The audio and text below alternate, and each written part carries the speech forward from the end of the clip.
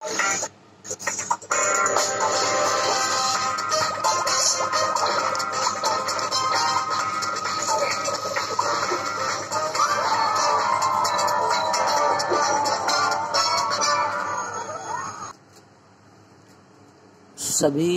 Class के छात्रों का देव क्लासेस में हार्दिक स्वागत है। आज आप देख रहे हैं हिंदी व्याकरण का दूसरा पार्ट।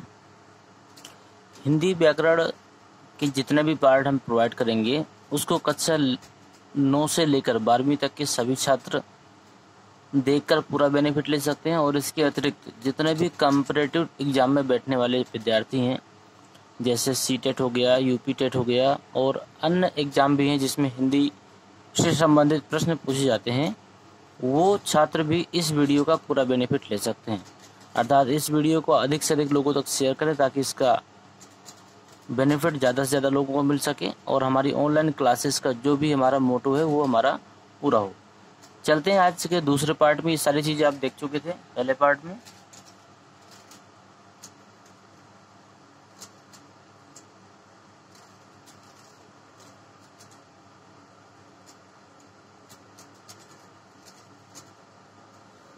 शब्द भी हो चुका था, तत्सम, तद्भव और देशी विदेशी, ये सारे शब्द आपके हो चुके थे। अब ये पार्ट आपका रह गया था, यहाँ से हम चलते हैं आज। देखिए, प्रयोग के आधार पर शब्दों के निम्नलिखित भाग हो सकते हैं, जिसमें से एक विकारी और एक अविकारी होता है। विकारी के अंतर्गत कौन कौन से आते हैं? विकारी के अंतर्गत संज्ञा, सर्वनाम, विशेषण और क्रिया, ये विकारी शब्द कहलाते हैं। कभी भी आता है विकारी के बारे में पूछता है तो ये ध्यान दीजिए कि ये चारों शब्द आपके विकारी होते हैं। और अविकारी में क्या होते हैं? क्रिया विशेषण, संबंध बोधक, समुच्चय बोधक, विस्मय बोधक। इनके बारे में हम विस्तार से जानेंगे। सबसे पहले हम विकारी देख लेते हैं क्या होता है। विकारी का मतलब होता है इन शब्दों में रूप, लिंग, वचन, कारक काल के कारण बदल जाते हैं। इन शब्दों में इसका जो रूप है और इसका जो लिंग, वचन, कारक काल के अनुसार बदल जाते हैं। जैसे लड़का है, एक मात्रा लगाने से क्या हो गया? लड़की। लड़की से मात्रा लग गया तो लड़का हो गया, मतलब लिंग भी यहाँ बदल गया। मेरा दिया गया ये पुल्लिंग है, अगर मात्रा लगा दी तो मेरी, और ये हो गया स्त्रीलिंग। इस तरह आप कह सकते हैं कि जो विकारी शब्द वे होते हैं जो लिंग, वचन, कारक काल के कारण बदल जाते हैं। लेकिन अविकारी भी वो होते हैं जिनमें इन चीजों के रूप नहीं बदलते। जैसे शनै सने, इसका आप रूप नहीं बदल सकते, और का आप रूप नहीं बदल सकते, किंतु का आप रूप नहीं बदल सकते। हे, अरे, इस तरह के कोई भी शब्द आपके आते हैं तो ये आपके अविकारी शब्द होंगे। और एक बार हम लोग देख लेते थे कि ये तत्सम तद्भव की कुछ टेबल दी गई है जिसको आप देख सकते हैं। अस्थि आपका तत्सम शब्द है, मतलब संस्कृत शब्द है। और हड्डी ये आपका हिंदी शब्द कह सकते हैं। ये जो मॉडिफाई होके संस्कृत से कन्वर्ट हुआ है वो आपका हड्डी कहलाएगा। अंधकार ये आपका तत्सम है, अंधेरा हिंदी है। आम्र आपका तत्सम है, आम आपका तद्भव है। वीडियो को पॉज करके इन चीजों को आप लिख सकते हैं क्योंकि पूछी जा सकती हैं। इसके अतिरिक्त हम चलते हैं आपकी मेन चीज में, संज्ञा किसे कहते हैं। संज्ञा में देखिए, संज्ञा की परिभाषा आप शुरुआत से पढ़ते चले आ रहे हैं, लेकिन फिर भी एक बार देखते हैं। किसी व्यक्ति, वस्तु, स्थान या जाति के जो भाव नाम को होते हैं वो संज्ञा कहते हैं। जैसे श्री राम, जैसे हम किसी के नाम लेते हैं, पर्टिकुलर किसी नाम को अगर हम लोग इंगित करते हैं तो आपको संज्ञा कहलाएगी। जैसे राम। करनाल, यहाँ पर हम किसी स्थान की बात करते हैं। वन, स्थान की बात कर रहे हैं। फल, फल का मतलब हमने किसी भी फल का नाम नहीं लिया, लेकिन फल एक पूरी स्पीसीज, जाति का नाम है, तो ये एक जाति को प्रदर्शित करता है। ज्ञान, ये सारी चीजें क्या है? संज्ञा कहलाएंगी। संज्ञा के भेद, संज्ञा के भेद कितने होते हैं? व्यक्तिवाचक, ये चीजें पूछी जाती हैं पेपरों में। आपका इस तरह कुछ भी लिख के आ जाएगा और पूछेगा ये किस प्रकार की संज्ञा है, तो ध्यान दीजिएगा जिस संज्ञा से किसी विशेष व्यक्ति, वस्तु, स्थान, वस्तु, व्यक्ति, स्थान, ये तीन चीजों का अगर बोध होता है तो वहां पर कैसी संज्ञा होती है? व्यक्तिवाचक संज्ञा होती है। फिर से ध्यान दीजिएगा, जब किसी व्यक्ति का बोध हो, वस्तु का बोध हो या फिर स्थान का बोध होता है तो वहां पर व्यक्तिवाचक संज्ञा होती है। जैसे सीता व्यक्तिवाचक संज्ञा है, रोहतक ये आपका स्थान है, यहाँ पर व्यक्तिवाचक संज्ञा होगी। रामायण ये भी कोई विशेष वस्तु है, रामायण मतलब ये नॉर्मल ग्रंथ नहीं है, ये आपका महाकाव्य है एक तरीके से।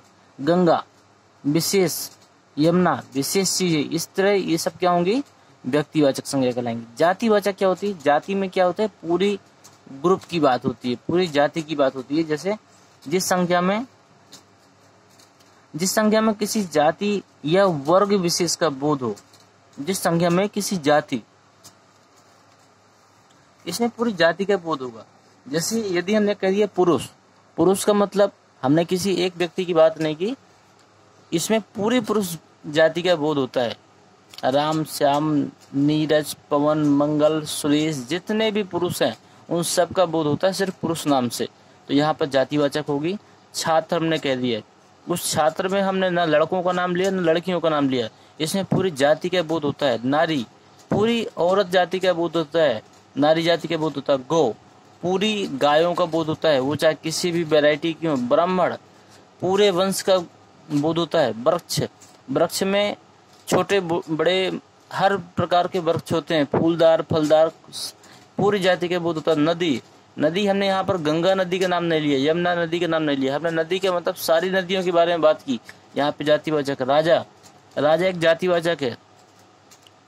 पशु, पशु से पूरी पशु जाति का बोध होता है।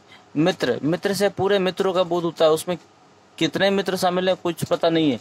तो यहाँ पर ध्यान दीजिएगा, किसी जाति या वर्ग विशेष का बोध होता है, वहां पर आपकी जातिवाचक संज्ञा होती है। भाव, और तीसरा है भाववाचक संज्ञा। भाववाचक का मतलब है कि जब किसी के गुण, दोष, व्यापार, दशा आदि का बोध हो, मतलब जिसको हम महसूस कर सकें, उनके गुणों को देख सकें, महसूस कर सकें, उनके दोषों को देख सकें। जैसे बचपन, बचपन हमने देखा है, महसूस भी किया है, भाववाचक होगा। बुढ़ापा, बुढ़ापा नहीं है बुढ़ापा, ये भी आपका भाववाचक है। मिठास, इसको महसूस कर सकते हैं, ये भी आपका भाववाचक। बुराई महसूस कर सकते हैं। प्रसन्नता, घबराहट, लंबाई, भलाई, ये सब महसूस करने वाली चीजें हैं, ये सब क्या होंगी भाववाचक। ये जो भाव प्रदर्शित होते हैं, सामने वाला व्यक्ति घबरा रहा है तो हम उसको देख के बता सकते हैं कि आपके चेहरे पे घबराहट का भाव है। अगर सामने वाला व्यक्ति खुश हो रहा है तो हम देखकर बता सकते हैं कि व्यक्ति खुश है। ये सब क्या है भाववाचक। समुदाय, समुदाय से ही इस चीज का बोध होता है कि जब हम किसी ग्रुप का बोध हो, जहाँ पर समूह का बोध हो, वहां पर कैसा होगा समुदायवाचक हो। जिस संज्ञा शब्द से समुदाय का बोध होता है। जैसे कक्षा, कक्षा में किसी एक लड़के की बात नहीं होती, यहाँ पर 100 भी हो सकते हैं, 500 भी हो सकते हैं। सेना, सेना में किसी एक जवान की बात नहीं हुई, यहाँ पर 100, 200, 500, 1000, 2000, 10,000, 50,000 कुछ भी हो सकते हैं। भीड़, भीड़ में कितने लोगों कुछ पता नहीं, सभा में कितने लोगों कुछ पता नहीं। इस तरह जहाँ पर समूह का बोध होता है तो वहां पर क्या होता है समुदाय, समुदायवाचक हो जाता है। द्रव्यवाचक, द्रव्यवाचक में किसी धातु का बोध होता है, हमें किसी धातु का बोध होगा या फिर किसी लिक्विड द्रव्य या धातु का बोध होता है। जैसे घी हो गया, तेल हो गया, हल्दी हो गया, लोहा हो गया, सोना हो गया, चांदी हो गया, पीतल हो गया, ये सब क्या है द्रव्यवाचक। मुझे लगता है कि संज्ञा और संज्ञा के सारे भेद आपको बहुत अच्छी तरीके से समझ में आ गए होंगे। अब देखते हैं भाववाचक संज्ञा कैसे बनाएंगे आप। आदमी है, उनके गुणों को अगर जोड़ देंगे तो भाववाचक हो जाएगा। आदमी में यत जोड़ दिया, आदमियत। लोग कहते नहीं आप लोगों में इंसानियत नहीं है, तो इंसान में नियत जोड़ दी, इंसानियत। इंसान में नियत जोड़ दी तो क्या हो गया इंसानियत। इस तरह आदमी में नियत जोड़ दी तो आदमियत। ईश्वर, ईश्वर का भाव क्या है ईश्वर, जहां से हमें सभी सुखों की प्राप्ति। गुरु, गुरु तो एक पर्टिकुलर किसी व्यक्ति के बारे में बोला जा सकता है, लेकिन गुरुत्व उसका भाव हो गया। चिकित्सक, डॉक्टर को कहते हैं, लेकिन वो जो काम करता है उसका भाव क्या है चिकित्सा। इस तरह इसको आप नोट डाउन कर सकते हैं अगर आवश्यकता पड़े तो, नहीं तो आप सीख लीजिए, बहुत बढ़िया होगा इससे।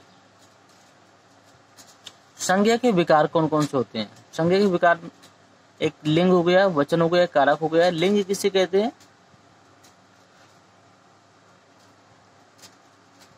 संज्ञा के जिस रूप से स्त्री का बोध हो या पुरुष का बोध हो उसे क्या कहते हैं? लिंग कहते हैं। लिंग के दो भेद होते हैं। नंबर एक होता है पुल्लिंग। पुल्लिंग का मतलब जहाँ से नर जाति का बोध होता है वहां पर पुल्लिंग होता है। संज्ञा के जिस रूप से पुरुष जाति का बोध होता है उसे क्या कहते हैं? पुल्लिंग कहते हैं। जैसे नाखून, अब आप बोलकर देखिए, इसको आप स्त्रीलिंग नहीं बना सकते। जैसे हमने बोला नाखून काट लिया है, आप इसे बोलकर देखिए नाखून काट ली है, ये देखिए एक गलत लग रहा है।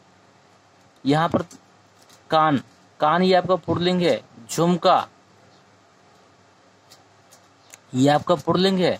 तन पुल्लिंग है। घी पुल्लिंग है। पपीता खा लिया है, ये आपका पुल्लिंग है। जल पुल्लिंग है। ये सारे शब्द कैसे हैं? पुल्लिंग है। तो यहाँ से आपका पुरुष जाति का बोध होता है, वहां पर पुल्लिंग होता है। अगला है स्त्रीलिंग। संज्ञा के जिस रूप से स्त्री जाति का बोध होता है उसे क्या कहते हैं? स्त्रीलिंग कहते हैं। संज्ञा के जिस रूप से स्त्री जाति का बोध होता है उसे क्या कहते हैं? स्त्रीलिंग कहते हैं। जैसे मृत्यु आ गई है, आ गया नहीं बोल सकते आप। पूर्णिमा आ गई है, इसको आप आ गया नहीं बोल सकते। आपने दया दिखाई है, दया दिखाया नहीं बोल सकते आप। इस माया कहाँ रखी है, माया कहाँ रखा है नहीं बोल सकते आप। इस तरह जो शब्द में स्त्रीलिंग का बोध होता है वो सब क्या होते हैं? सॉरी, स्त्री जाति का बोध होता है, वहां पर आपका स्त्रीलिंग होता है। लिंग को परिवर्तित करने के कुछ नियम भी है। जैसे बड़ा लगाने से भी लिंग को परिवर्तित किया जा सकता है। जैसे आचार्य, ये गुरु जी के लिए बोला जाता है, लेकिन आचार्या गुरु जी की पत्नी को बोलते हैं। महोदय किसी व्यक्तिगत या पुल्लिंग का बोध करवाता है, लेकिन महोदया ये आपका स्त्रीलिंग का बोध करवाती है। सुत और श्रुता, श्रुता में पुत्र, श्रुता पुत्री। ई लगाने से भी स्त्रीलिंग बन सकता है। जैसे पोता, नाती को बोलते हैं। बड़ी ई लगा दी तो हुए पोती, नातन। ब्राह्मण, ब्राह्मणी, ई लगाने से भी। गुट्टा, गुड्डा, इसको अपने ई लगा गुड़िया हो गया। लोटा, लुटिया हो गया। इस तरह इन चीजों को आप सीख सकते हैं। आप इसको इतना लिखते जाइए, ई लगाने से, इका लगाने से, इन लगाने से, और एक एक दो एग्जाम्पल आप बनाते जाइएगा। जो एग्जाम्पल दिए गए हैं इसमें, उसके अतिरिक्त आप एक दो एग्जाम्पल अपने तरफ से भी बनाएंगे तो आप इसको जल्दी सीख सकते हैं। इसके बाद में एक और आता है उभयलिंग। एक तो देखिए पुल्लिंग हो गया, एक स्त्रीलिंग हो गया, एक होता है उभयलिंग। उभयलिंग में क्या होता है? कुछ शब्द ऐसे होते हैं जो स्त्रीलिंग और पुरुषलिंग दोनों के भाव में प्रदर्शित किए जा सकते हैं। आप कह सकते हैं कुछ शब्द ऐसे होते हैं जिनका प्रयोग दोनों लिंगों में होता है। इनको क्या, इन शब्दों में लिंग परिवर्तन नहीं होता। जैसे प्रधानमंत्री, राष्ट्रपति, मैनेजर, इंजीनियर, ये सब शब्द कैसे होते हैं? ये सब शब्द उभयलिंग होते हैं। पर्वतों, समय, हिंदी महीनों, दिनों, देशों के नाम, जल स्थल के नाम, विभागों, ग्रहों, नक्षत्रों, ये सब नाम, ये सब क्या हैं? ये सब वस्तुओं के नाम पुल्लिंग कहलाएंगे आपके। पर्वतों, समय, महीनों, ये सब पुल्लिंग होंगे आपके। अब चलते हैं वचन में। वचन किसे कहते हैं? आपने पढ़ा होगा एक वचन, द्विवचन, लेकिन वचन किसे कहते हैं शायद हो सकता है ये चीज ना पता हो। शब्द के जिस रूप से किसी वस्तु के एक अथवा अनेक होने का बोध होता है उसे वचन कहते हैं। ध्यान दीजिएगा, शब्द के जिस रूप से किसी वस्तु के एक या अनेक होने का बोध होता है उसे क्या कहते हैं? वचन कहते हैं। इसके दो भेद होते हैं। नंबर एक है एक वचन। एक वचन में आप शब्द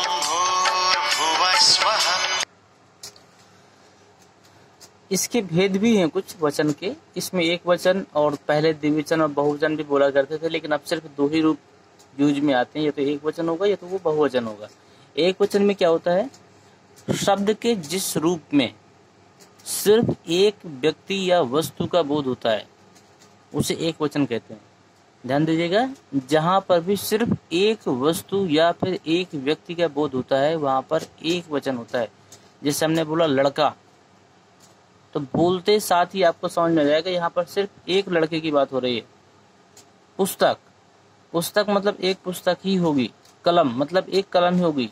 अगर एक से अधिक है तो वहां पर कलमें हो जाएंगी, पुस्तकें हो जाएगी, लड़के हो जाएंगे। अब बहुवचन, बहुवचन में क्या होता है, शब्द के जिस रूप से एक से अधिक व्यक्ति या वस्तुओं का बोध होता है। ध्यान दीजिएगा, शब्द के जिस रूप से एक से अधिक व्यक्ति या वस्तुओं का बोध होता है उसे क्या कहते हैं, बहुवचन कहते हैं।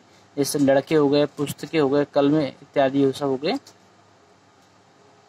जैसे पाठक, पाठक का बताओ तो पढ़ने वाला, लेकिन पाठक गढ़ जो बोल दिए तो ये बहुत से लोग हो गए। आप लोग, आप बोल दिए तो एक हो गए, आप लोग बोल दिए तो बहुत से लोग हो गए। सज्जन एक लोगों के लिए, सज्जन वृंद बहुत से लोगों के लिए। इन शब्दों को ध्यान दीजिएगा। ये शब्द आपसे पूछे जा सकते हैं कि ये जो शब्द है ये आपका एक वचन है या फिर बहुवचन। देखिए जैसे विद्यार्थी, विद्यार्थी आपके एक वचन में काउंट होता है। सेना एक वचन में काउंट होती है। स्त्री एक वचन में काउंट होती है। मित्र एक वचन में काउंट होता है। विशेष ध्यान देने वाली बात है कि अगर आपसे कोई कहे सेना कै वचन है तो ये बहुवचन नहीं है, एक वचन होगी। स्त्री एक वचन होगी, मित्र एक वचन होगा, गुरु एक वचन होगा, सज्जन एक वचन होगा, विद्यार्थी एक वचन होगा। गरीब, गरीब पूरी जाति का नाम है। गरीब किसी एक व्यक्ति से मतलब नहीं होता, पूरी जाति का नाम है। विद्यार्थी पूरी जाति का नाम है, पूरा वर्ग जो है वो एक वचन में होगा। सेना, सेना का मतलब पूरी सेना, एक वचन। और मजदूर, ये सब क्या है, एक वचन है। ध्यान दीजिए कि ये शब्द आपके कंफ्यूजन वाले हैं, ये आपसे पूछे जा सकते हैं और आप इसमें कंफ्यूजन में पढ़ सकते हैं। लेकिन यहाँ पर जो जन और दल वर्ग लग जाए, जैसे मुनि जन, यहाँ पर कई मुनियों का एक समूह होगा। वीर दल, वीरों का एक समूह होगा। मजदूर वर्ग, मजदूरों का एक समूह होगा। आर्य जन, आर्यों का एक समूह होगा। ये शब्द क्या हो जाएंगे, ये शब्द हो जाएंगे आपके बहुवचन। अगला देखिए कारक। अगर वीडियो आपको समझ में आ रहा है तो सिर्फ एक छोटी सी रिक्वेस्ट है कि आप वीडियो को एक लाइक और एक कमेंट करना जरूर अपनी तरफ से प्रयास करें, क्योंकि यही हमारा मोटिवेशन का सबसे बड़ा। अगला कारक। कारक मोस्ट इम्पोर्टेंट है। कारक के बिना कुछ भी नहीं होने वाला है, इसको आपको ध्यान देना होगा। ये आप शुरुआत से पढ़ते चले जा रहे हैं। संज्ञा या सर्वनाम के जिस रूप में उसका संबंध वाक्य की क्रिया या किसी अन्य शब्द के साथ किया जाना चाहिए उसे कारक कहते हैं। देखिए मुझे ये चीजें तो मैं ये नहीं कहता मुझे शुरुआत में समझ में आई थी, लेकिन मुझे इसका बहुत अच्छा सा तरीके समझ में आ गया था। कैसा, कर्ता ने कर्म को करण से संप्रदाय के लिए अपदान से संबंध काकी के अधिकरण में पर संबोधन हे अरे अरे। ये शब्द मुझे बड़े अच्छी तरह याद हो गया कि ये टेबल, तो ये टेबल आप भी याद कर सकते। कैसे, कर्ता ने कर्म को करण से संप्रदान के लिए अपदान से। ध्यान दीजिएगा, कर्ता कारक अगर ढूंढना है तो वहां पर ने शब्द की उत्पत्ति होगी कर्म को, यहाँ पर को शब्द की उत्पत्ति होगी। करण जब भी होगा यहाँ पर से हो सकता है, के द्वारा हो सकता है। संप्रदाय, यहाँ पर को भी मिल सकता है आपको, के लिए भी मिल सकता है, उसके वास्ते भी मिल सकता है। और जब भी अपदान का मतलब होगा कोई चीज एक दूसरे से अलग हो रही होगी। संबंध, संबंध में काकी के ये शब्द मिल सकते हैं। अधिकरण में ये दोनों मिल सकते हैं। संबोधन में हे अरे, ये विस्मय बोधक जो शब्द होते हैं वो संबोधन शब्द भी कहलाते हैं। तो ये टेबल आपकी मोस्ट इम्पोर्टेंट है। व्याकरण का ऐसा पार्ट आपको कहीं नहीं मिला होगा जिसमें एक ही क्लास में सारी चीजें आपको मिल सकती हो। इसलिए आप इस हिंदी व्याकरण को एक अमृत पान की तरह समझिए। इसमें से आपको सब चीजें मिलने वाली हैं और एक बार अगर सीख ली तो आपको कई वर्षों तक ये काम में आने वाली हैं। और मैं तो ये भी कहूँगा कि हमेशा काम में आने वाली है। तो इनको बहुत ही अच्छी तरीके से आप नोट डाउन भी करते चाहिए। इसके अतिरिक्त अगर आपको नोट्स की आवश्यकता है तो आप कमेंट के माध्यम से अपने नंबर को छोड़ सकते हैं। उसमें नोट्स की जो भी प्रक्रिया होगी आपको बता दी जाएगी। इसमें देखिए कर्ता, कर्ता किसे कहते हैं, संज्ञा या सर्वनाम के जिस रूप से क्रिया को करने का बोध होता है उसे क्या कहते हैं, कर्ता कारक कहा जाता है या कर्ता कहते हैं। अब कर्ता को ढूंढने का एक तरीके मैं बता दूं आपको। कोई भी आपके पास वाक्य दिया गया हो उससे पूछिए कौन, उसकी क्रिया, क्रिया लास्ट में मिलती है, उससे कौन पूछी। जैसे हमने बोला, अब ये वाक्य दिया मोहन पुस्तक पढ़ता है, इसमें हमें कर्ता को फाइंड करना है। ये इंग्लिश और हिंदी दोनों में काम करेगा।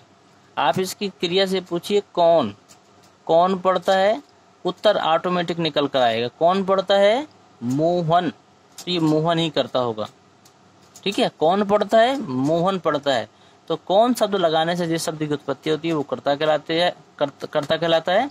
लेकिन इसका जो परिभाषा लिखनी हो तो संज्ञा या सर्वनाम के जिस रूप से क्रिया को करने वाले का बोध होता है उसे क्या कहते हैं, कर्ता कारक।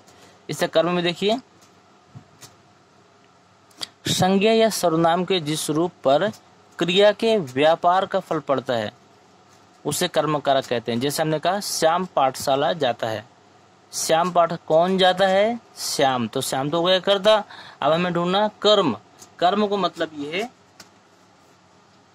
जहां पर वो व्यक्ति उस काम के लिए जा रहा है।